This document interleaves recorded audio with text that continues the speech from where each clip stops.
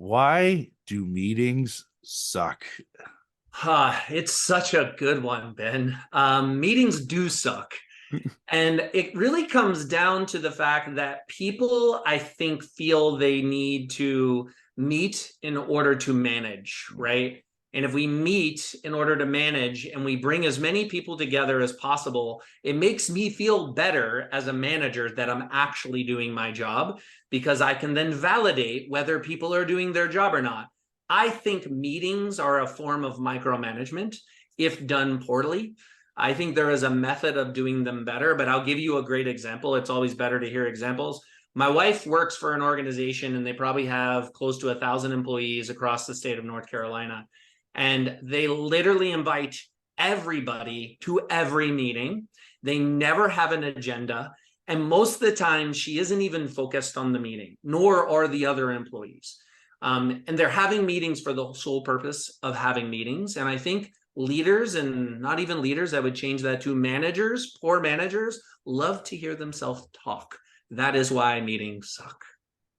So for me, I do business obviously with companies on and off here. And, some of the bigger companies, they take a long time to make decisions.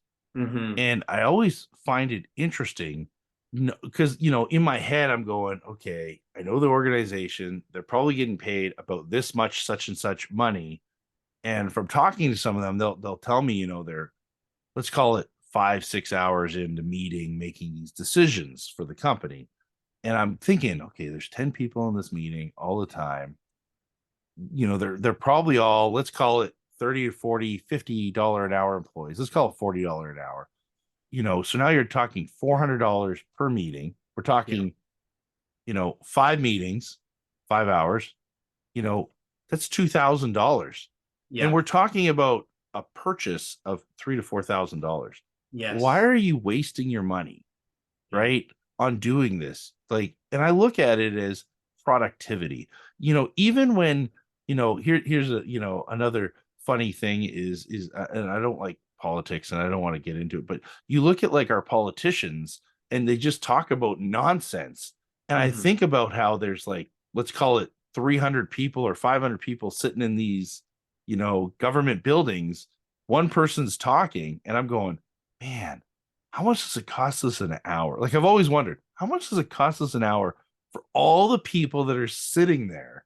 Yes. And we're paying, it's all of our taxpayer money Tax going to these dollars. people. And I'm going, wow, Yeah. man, is there a better way that they could be doing this? You Yeah. know? And it got worse in the pandemic, right? Even pre-pandemic, people would go to these meetings inside of brick and mortar businesses and they'd sit in conference rooms wasting time. But then the pandemic came and we had to have meetings because we weren't comfortable or used to managing people remotely.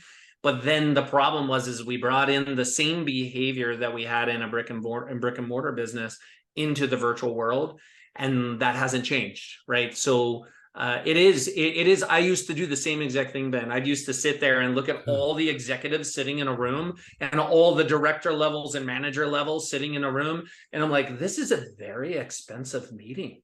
And so it doesn't have to be this way. Bring the people into your meetings that are going to have the most impact. If you don't, I always tell people, if you don't have something to contribute, or there is not an important risk, like for you to listen, typically if you can't listen and contribute, you shouldn't be in the meeting. And I always say, vote with your feet, right? Like start leaving meetings. And if they're like, why are you leaving? Like, because this has nothing to do with me. And there's actually a great book called Essentialism. And he talks in the meeting or in that book about really if you start doing those things and you start looking at what's essential in your day and you tell your manager, like, I didn't come to this meeting because this meeting's a waste of my time. I would rather be focused on actually getting the work done. You might actually see a response, but everybody's afraid to do that to their boss because they're afraid of like getting in trouble or afraid of getting fired. But if you're productive and you can demonstrate that that time could be better used, then ultimately you don't need to be in that meeting. So that's my perspective on why meetings suck.